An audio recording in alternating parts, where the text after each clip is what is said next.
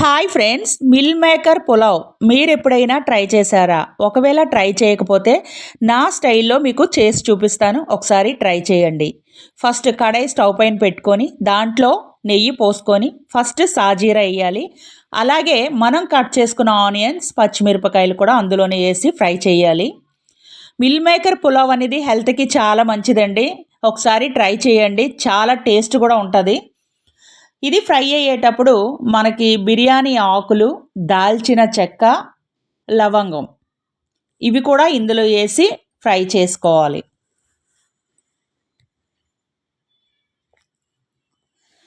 చాలామంది mill makers వెజిటేబుల్స్తో వేస్తారండి. కాకపోతే నేను కొన్ని వెజిటేబుల్స్ కూడా వేస్తాను. కాకపోతే ఇది మిల్ మేకర్ పులావ్ మాత్రమే. ఇప్పుడు ఇందులో కొంచెం పుదీనా, కొత్తిమీర వేసుకోవాలి. అలాగే 2 టేబుల్ స్పూన్ అల్లం వెల్లుల్లి పేస్ట్ కూడా ఇందులోనే వేసుకోవాలి.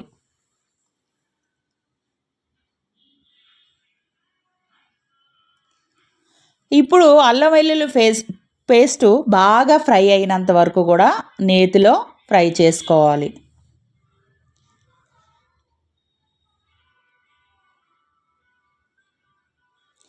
చూసారు కదా, నేను ఫ్రై చేసినట్టుగా ఫ్రై చేసుకోవాలి. అలాగే కొన్ని ఆలు ముక్కలు, కొన్ని క్యారెట్ ముక్కలు కూడా అందులో వేసుకోవాలి.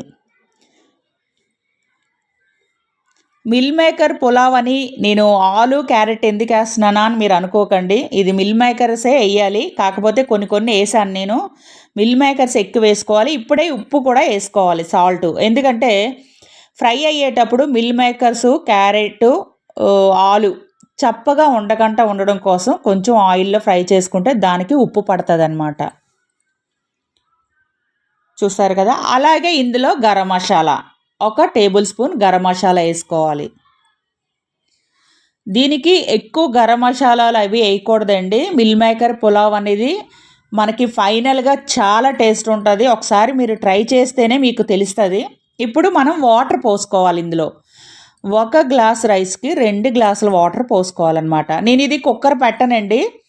కుక్కర్ ఎప్పుడైనా పెడితే ముద్ద అయిపోతుంది అన్నమాట రైసు. చూసారు కదా. ఇప్పుడు మనం వాటర్ పోసాం కాబట్టి ఇప్పుడు ఉప్పు చూసుకోవాలి వేసుకొని. ఎందుకంటే వాటర్ వేయగానే కొంచెం చప్పగా ఉంటుంది కాబట్టి. ఇప్పుడు ఇలా ఉడికిన తర్వాత ఇందులో మనం కడిగి పెట్టుకున్న రైస్ వేసుకోవాలి. అది మామూలు రైస్ అయినా వేసుకోవచ్చు, బాస్మతి రైస్ అయినా వేసుకోవచ్చు. కానీ దీనికి మామూలు రైస్ వేసుకుంటేనే చాలా టేస్ట్ ఉంటుంది. కాకపోతే నేను బాస్మతి రైస్ వేస్తున్నానండి. అంటే చాలామంది వండే ఉంటారు. చూసారు కదా, నేను కుక్కర్ పెట్టట్లేదు, జస్ట్ మూత పెడుతున్నాను అంతే. ఇప్పుడు ఆవిరికి ఇంకొంచెం వాటర్ ఉంది. మనం ఎప్పుడు కుక్కర్ పెట్టుకోకూడదండి, ఇది విజిల్కి ముద్ద అయిపోతుంది అనమాట. ఇలా మూత పెడుతున్నాను అంతే. చూసారు కదా. ఇంకా చెమ్మ అనేది ఉంది. ఇప్పుడు 1 టేబుల్ స్పూన్, అంటే ఒక 2-3 టేబుల్ స్పూన్లు నెయ్యి వేసుకున్నా సరిపోతుంది. కాకపోతే నేను ఒక 2 స్పూన్లు నెయ్యి పైన వేస్తున్నాను నేను. చూసారు కదా ఇలా.